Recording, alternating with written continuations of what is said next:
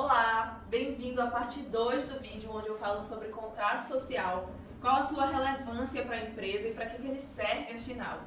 Se você chegou agora aqui nesse canal, assiste a parte 1 do vídeo para você entender o que é o contrato social, qual é a sua importância e algumas das cláusulas importantes que precisam ser bem delimitadas no seu contrato. Esse vídeo aqui é para falar somente sobre as cláusulas que envolvem a resolução da sociedade em relação a um dos sócios, ou seja, as cláusulas sobre saída dos sócios, o sócio que se retira, o sócio que é excluído por justa causa ou então o sócio que falece. Eu vou tratar dessas cláusulas aqui nesse vídeo, mas é importante que você assista o primeiro para você se situar e entender como funciona o contrato social. E aí depois que você assistir, eu te espero aqui.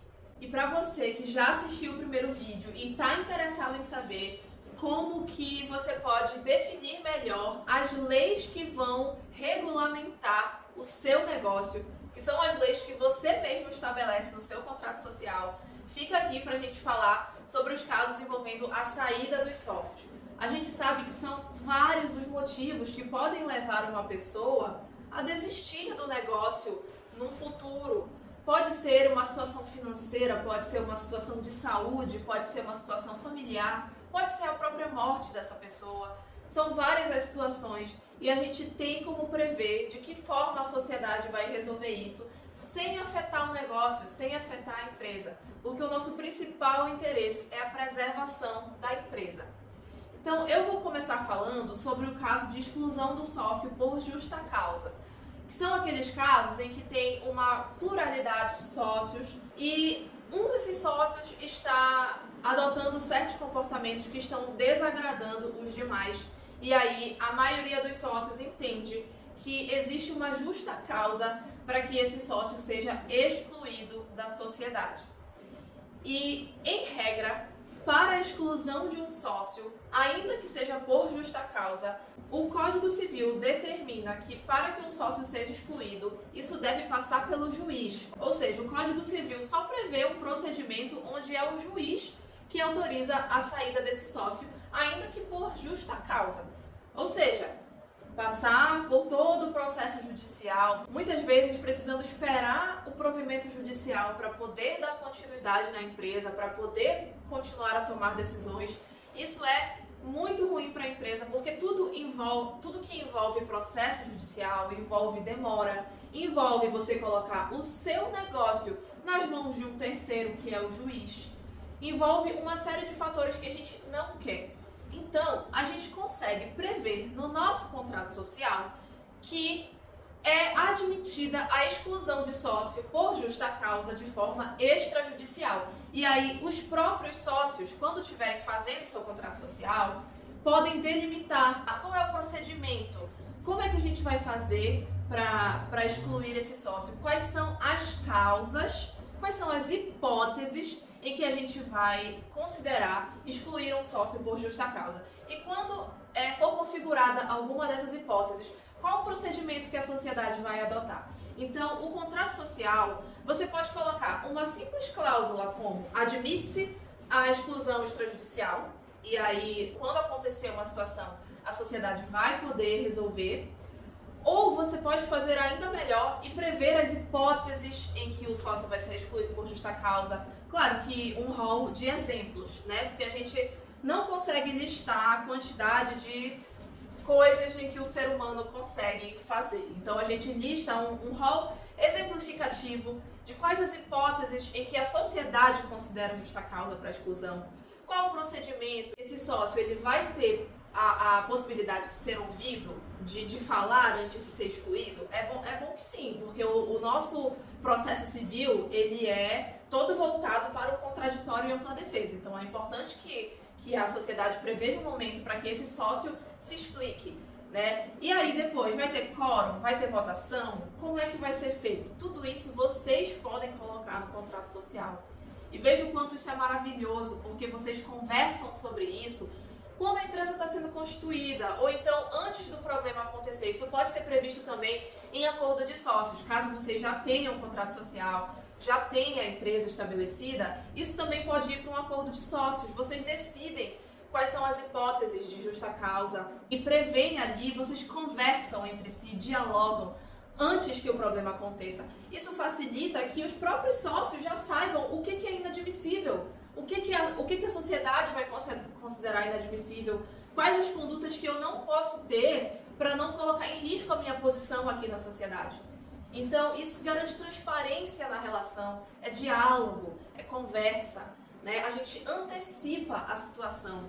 Por exemplo, tem diversas sociedades que adotam o modelo do Simples Nacional e não existe nenhuma vedação para que o sócio ele esteja em outra sociedade que também adote o Simples. Só que o faturamento dessas duas empresas que esse sócio tem em comum, elas não podem ultrapassar o limite do Simples. Então, a gente pode prever, por exemplo, que a sociedade não admite que o sócio esteja em outra sociedade que opere pelo Simples.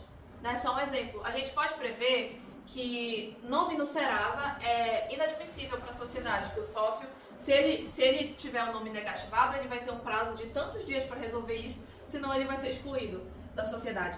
São diversas as hipóteses, os exemplos que a gente pode colocar no contrato social ou no acordo de sócios, para que vocês definam o que a sociedade entende que é inadmissível. E aí vocês não precisam passar pelo judiciário quando acontecer algum problema desse, que vocês precisem excluir um sócio, certo?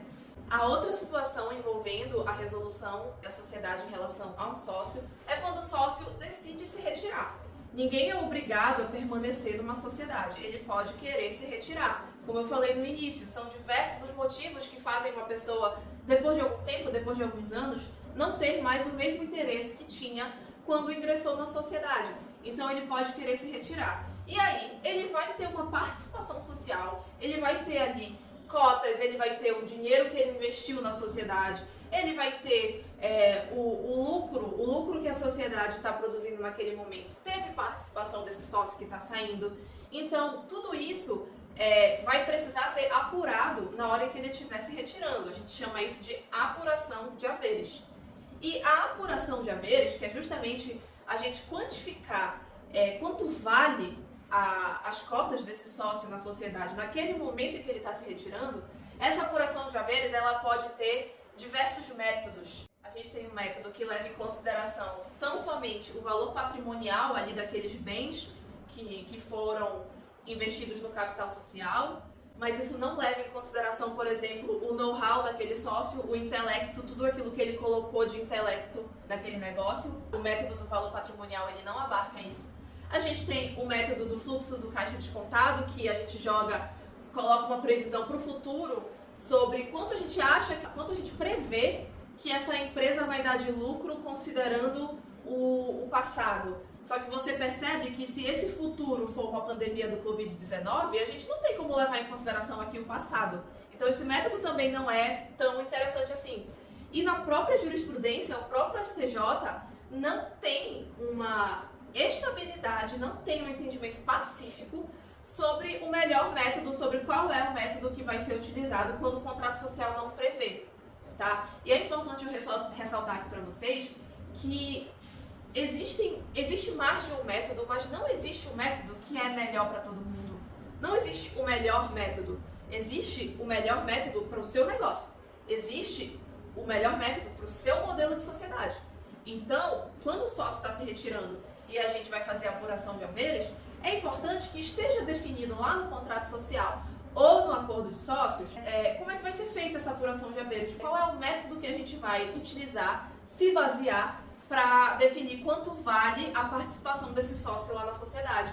E aí ele vai se retirar e vai receber, né, vai ter o ideal é que o seu contrato preveja todo o procedimento que vai ser feito, profissional da confiança da sociedade para fazer esse cálculo, né? Tudo isso vai constar lá no seu contrato social e quando esse sócio estiver se retirando, vai evitar uma série de problemas, inclusive processo. Porque você imagina um contrato social que não prevê nada disso, a sociedade acha que o valor das cotas ali daquele sócio é mínimo.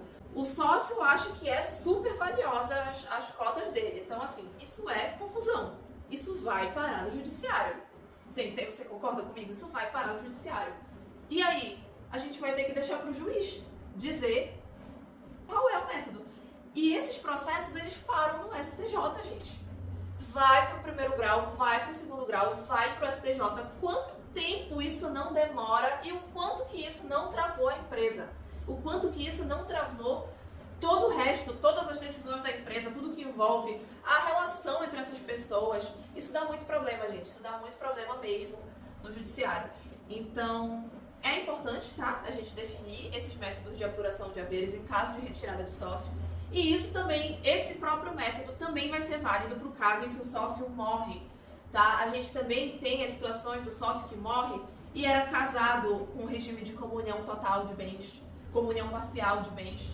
Quando você vai abrir uma sociedade, você já parou para pensar que você tem que fazer a viabilidade do seu negócio considerando que o seu sócio é casado ou que se casou durante a vigência da sociedade?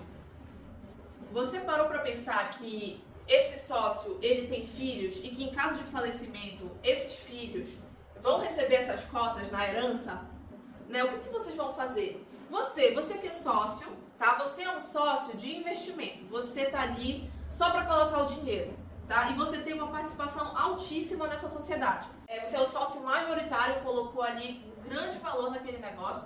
E aí, quando você tá já se aproximando do final da sua vida, você está preocupado com seus filhos. Você quer deixar esse patrimônio que você construiu, que está lhe rendendo frutos, você quer deixar isso para os seus filhos, tá? Então tem como colocar lá no contrato social que os seus herdeiros, herdeiro A, herdeiro B, enfim, você pode até escolher, a gente tem como fazer isso, pode até escolher quem dos herdeiros vai ficar com a sua participação na sociedade. Isso pode ser definido no contrato social. Só que aí, para a sociedade, os outros sócios, eles vão querer esse herdeiro como sócio, em caso de falecimento? Eles vão querer que o seu herdeiro entre na sociedade? Né? Se eu estou falando de um sócio que não é um investidor, é o sócio que, por exemplo, é um restaurante e é o chefe. É o chefe que tem todo o know-how ali de cozinha, de gastronomia. E o filho dele é advogado. Tá? O filho dele é advogado. Então, assim, não faz sentido que entre na sociedade, né? Então, a gente pode colocar, olha, o herdeiro fulano do sócio A, ele vai, em caso de morte, ele vai entrar na sociedade. O herdeiro do sócio B, em caso de falecimento, as cotas dele vão ser liquidadas e o herdeiro vai receber a quantia em dinheiro. E a gente consegue colocar o método todinho, procedimento, forma de quantificação, tudo. Tudo dá para colocar no contrato social. Agora você que já tem uma empresa constituída, vai lá no teu contrato social e vê se tem alguma coisa. Tudo isso que eu falei aqui nessa parte 1 e 2 desse vídeo, tem muita coisa que dá pra gente colocar. E a maioria dos contratos sociais não tem. Então eu convido você a rever a importância do seu contrato social, quanto vale tudo aquilo que está lá escrito, como está a sua relação com seus sócios, vocês ainda estão se dando bem, já está começando a aparecer alguma divergência? Será que não é o momento também da gente sentar para fazer um acordo de sócios? Se o contrato social já tá finalizado, tem como a gente colocar tudo isso num acordo de sócios, gente. Tem como a gente resolver tudo antes que os litígios, que os conflitos aconteçam. E essa é a advocacia preventiva. Essa é a forma que eu gosto de trabalhar, que eu recomendo para os meus clientes. E se você se interessou por esse tema, convido você a procurar um advogado especialista, um advogado da sua confiança, para rever essas questões tão importantes da sua empresa. E é claro, se você gostou desse vídeo, não esquece de deixar o seu like, se inscrever nesse canal e compartilhar para todo mundo que você sabe que tem uma empresa e precisa desse conteúdo.